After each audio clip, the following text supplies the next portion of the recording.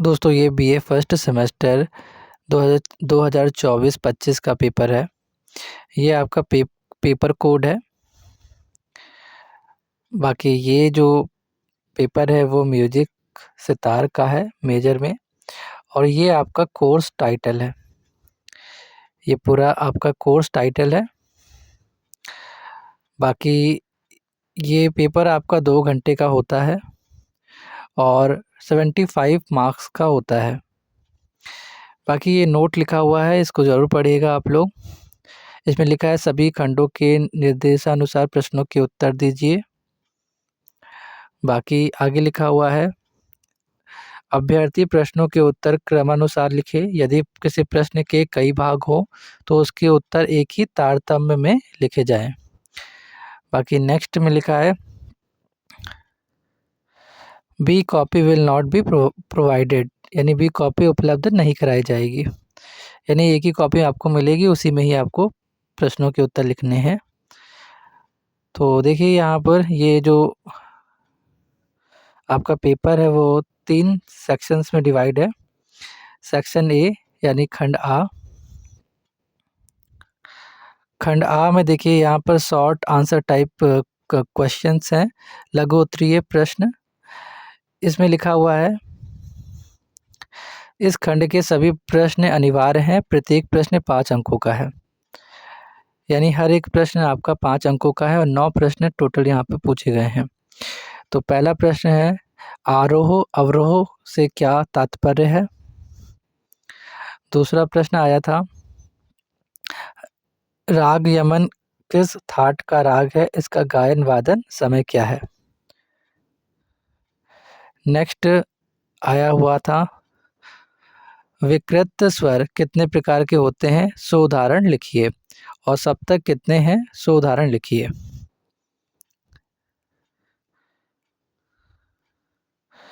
आगे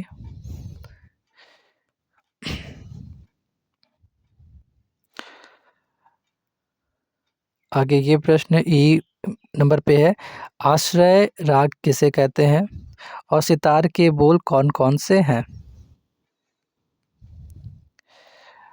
बाकी दादरा ताल का परिचय ठा तय के साथ लिखिए। और ये वाला प्रश्न आया था राग भूपाली किस थाट का राग है, इसके वादी तथा संवादी स्वर बताइए। बाकी किन्हीं 2 सितार वादकों के नाम लिखिए। तो इस तरीके से टोटल 9 प्रश्न आए थे आपको खंड खंड आ से, यानी सेक्शन ए से 9 प्रश्न टोटल आए हैं और आपको इन सभी प्रश्नों के उत्तर देना है।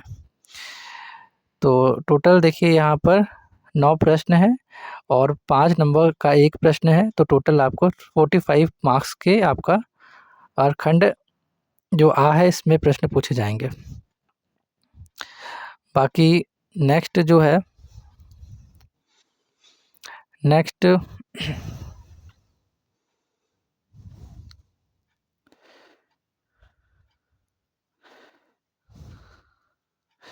यहाँ पर खंड बा है सेक्शन बी। सेक्शन बी में देखिए यहाँ पर लॉन्ग आंसर टाइप क्वेश्चंस पूछे जा रहे हैं, दीर्घ उत्तरीय प्रश्न। तो सेक्शन ए में देखिए पहला प्रश्न क्या है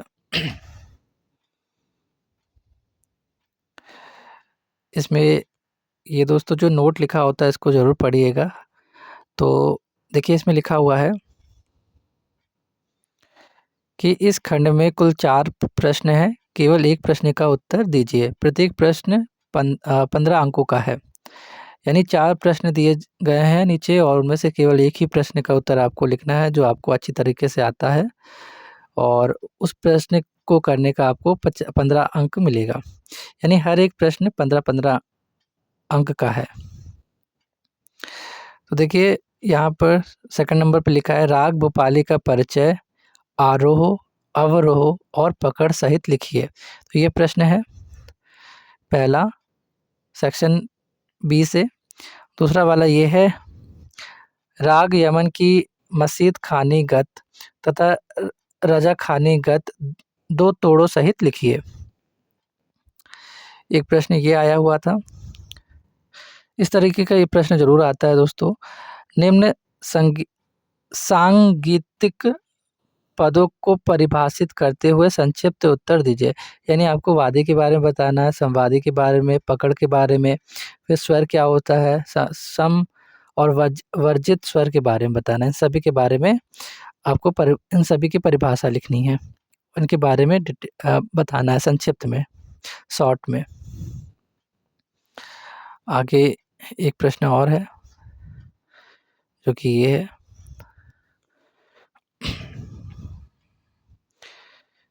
यहाँ पे लिखा हुआ है, अपने वाद्य का संपूर्ण परिचय देते हुए सचित्र वर्णन कीजिए। तो इस तरीके से 4 प्रश्न पूछे जाएंगे आपके सेक्शन बी से, उनमें से किसी एक प्रश्न का उत्तर आपको लिखना है। अब आते हैं हम सेक्शन सी पर दोस्तों। सेक्शन सी यानी खंड सा। खंड सा में आपको लॉन्ग आंसर टाइप क्वेश्चंस मिलेंगे, दीर्घ उत्तरीय प्रश्न। बाकी इसमें भी सेम है। नोट देखिए, यहाँ पर भी लिखा है दोस्तों कि इस खंड में कुल 4 प्रश्न हैं, किन्हीं एक प्रश्न का उत्तर दीजिए। प्रत्येक प्रश्न 15 अंकों का है। यानी जैसे सेक्शन आपने बी में करा था वैसे इसमें भी है कि 4 प्रश्न हैं और 4 में से किसी एक प्रश्न का उत्तर आपको लिखना है जो आपको अच्छी तरीके से आता है, और उसके लिए आपको 15 अंक मिलेंगे। यहाँ पर देखिए लिखा है, भारतीय शास्त्रीय संगीत की समृद्ध विरासत का विस्तार पूर्वक वर्णन कीजिए। नेक्स्ट आया था, पंडित विष्णु नारायण भातखंडे की स्वर लिपि पद्धति का विस्तृत वर्णन कीजिए।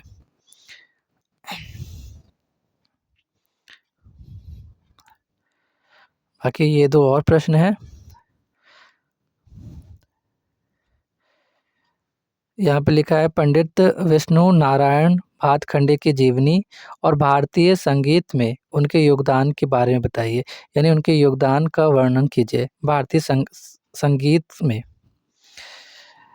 बाकी एक और प्रश्न ये है, तानसेन की जीवनी और भारतीय संगीत में उनके योगदान का वर्णन कीजिए।